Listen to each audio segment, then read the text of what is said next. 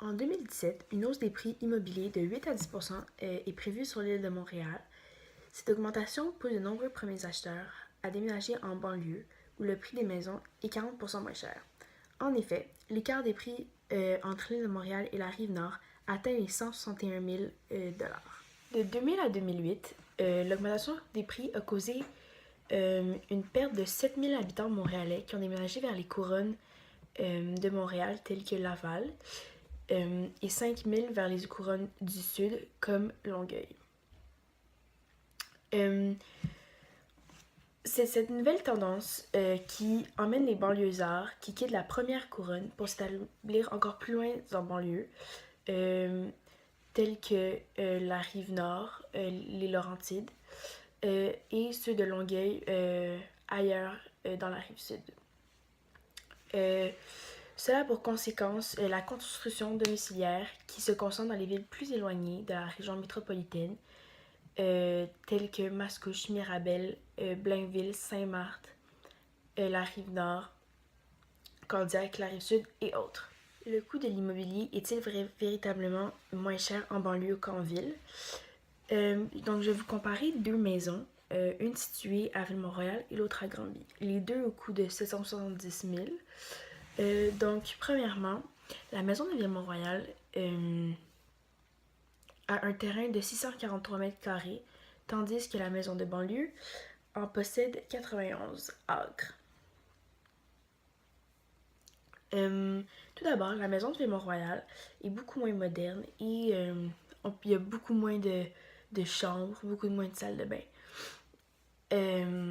beaucoup moins moderne. Tandis que la maison de Granby est toute rénovée, elle est magnifique, tout est nouveau, c'est une vieille bâtisse qui a été réaménagée. Tout cela, toutes ces différences en fait, parce que la maison de Granby est beaucoup plus loin de la ville. Et donc, voilà. Certes, il y a une grosse différence de prix entre les maisons en ville et en banlieue. Cependant, lorsqu'on habite en banlieue, une dépense supplémentaire à faire est les automobiles ou le transport comme le train, l'autobus et le métro.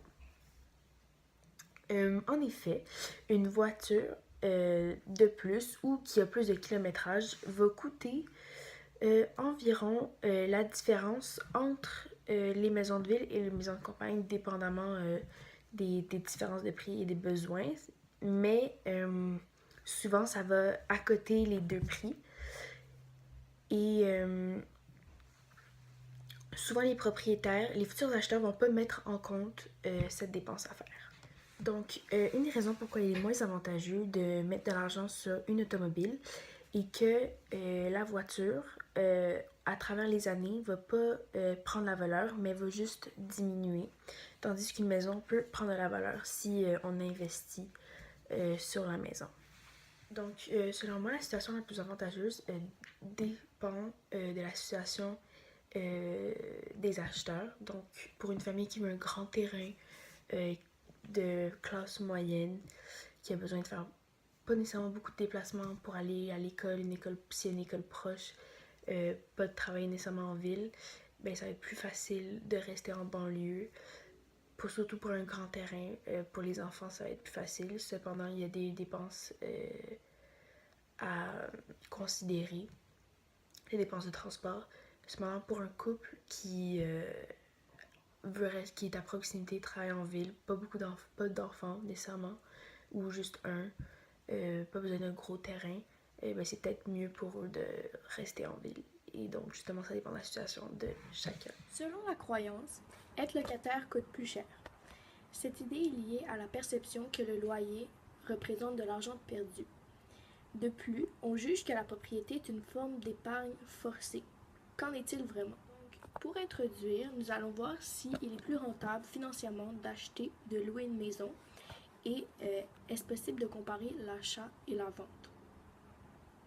Donc, pour faire un constat, nous allons effectuer l'exercice pour la maison vendue à un prix médian des 12 derniers mois au Québec et un loyer relativement équivalent en prenant compte du prix de la résidence, de la mise de fonds, du nombre d'années d'amortissement, du taux d'intérêt hypothécaire, des taxes foncières annuelles, des frais de déménagement, des frais associés à la vente d'une résidence, de la prime annuelle d'assurance habitation, de l'assurance préhypothécaire ainsi que de l'augmentation annuelle de la valeur de la résidence. Donc en premier, j'ai commencé par l'achat, donc acheter une résidence. Donc le prix de la résidence que j'ai pris, pour exemple, c'était de 235 000 $. C'est le prix médian des propriétés unifamiliales vendues au Québec dans les 12 derniers mois selon le JLR. Donc, je suis partie avec une mise de fonds de 10%. Donc, avec ce pourcentage, une assurance hypothécaire sera exigée. Pour cette maison-là, le nombre d'années d'amortissement est de 25 ans, mais c'est également le terme le plus fréquent. C'est souvent ce qu'on entend parler. Ça prend à peu près 25 ans pour payer une maison. Après ça, j'ai pris le taux d'intérêt hypothécaire qui est de 2,7%. Donc, soit le taux d'intérêt hypothécaire, c'est le taux prétentiel actuellement en vigueur. Ce taux diffère selon les conditions de crédit et le montant emprunté, donc selon ce que tu empruntes à la banque. Donc, le taux actuel pourrait également varier par rapport au taux effectif que vous payerez sur 25 ans, donc sur le nombre d'années que vous allez payer votre maison, puisque le taux prétentiel peut changer tout comme votre dossier de crédit. Donc, ça dépend vraiment de vos finances, de combien vous allez mettre au départ dans la maison. J'ai ensuite regardé les taxes foncières annuelles, donc il était de 1 $ par tranche de 100 $ d'évaluation municipale, donc c'est 2350 $ pour cette maison-là, 235 000 $. Donc les taux de taxation varient surtout selon les villes. Là, c'est une maison à Montréal. Pour continuer, il faut calculer les frais de démarrage, donc c'est 5%. Mais il y a aussi des frais associés à la vente d'une résidence qui sont aussi de 5%. Puis le 5%, ce pourcentage-là, il est négociable et il suppose que vous avez recours à un service de courtier immobilier. Donc vous avez le choix de vendre votre maison seul ou à l'aide d'un courtier immobilier. Mais encore une fois, les frais de démarrage et les frais associés sont de 5% chacun. Donc c'est à calculer quand on achète ou on vend une maison. Ensuite, il a fallu regarder l'augmentation annuelle de la valeur de la résidence. Donc, chaque année, la résidence prend de la valeur. Donc, pour cette maison-là, c'est de 2%. Donc, c'est une très faible croissance de prix qui sont attendus pour cette maison-là pour les prochaines années. Mais par conséquent, des variations de valeur près de l'information semblent réalistes à moyen terme. Pour continuer, il fallait calculer dans le calcul les coûts annuels d'entretien de la résidence qui étaient de 2%. Donc, il s'agit de la valeur indiquée par défaut dans l'outil.